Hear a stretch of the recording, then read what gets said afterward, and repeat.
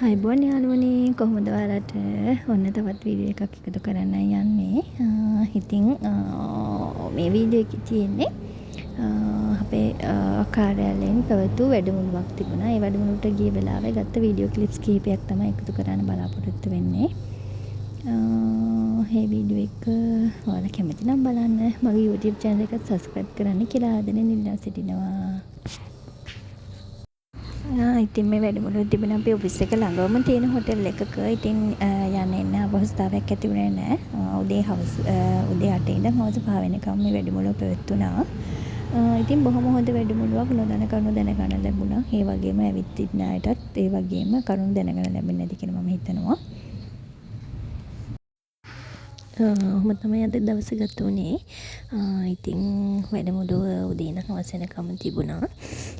අපිට ආහාර එහෙමත් ලබා දුන්නා.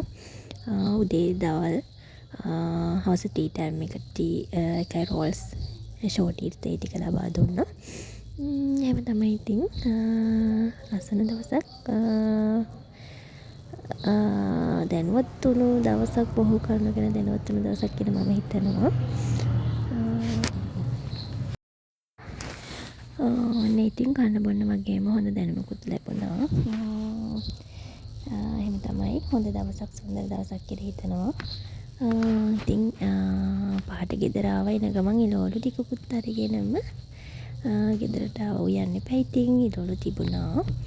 ඉලෝලු ටිකක් අරගෙන ආවා. කඩේකින් තමයි ඉලෝලු ගත්තේ. පොලේ නම් යන්න වෙලාවක් නැහැනේ. එහෙම ඉඩකඩ ලැබුණ හැම අවස්ථාවකම පොලේ යනවා. ලාබඩ බඩු ඉලෝලු කරවලා ගන්න පුළුවන්.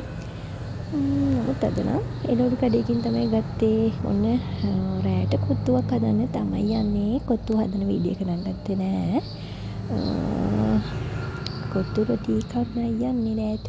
එහෙනම් මගේ යාළුවනේ මේ වීඩියෝ එක බලන යාළුවෙක් ඉන්නවා නම් මගේ YouTube channel එක subscribe කරලා නැති මගේ YouTube channel එක subscribe කරන්න කියලා ආදරෙන් ඉල්ලා සිටිනවා. ගෙයින් එන්නම් පරිස්සමෙන් එන්න. තෙරුවන් සරණයි.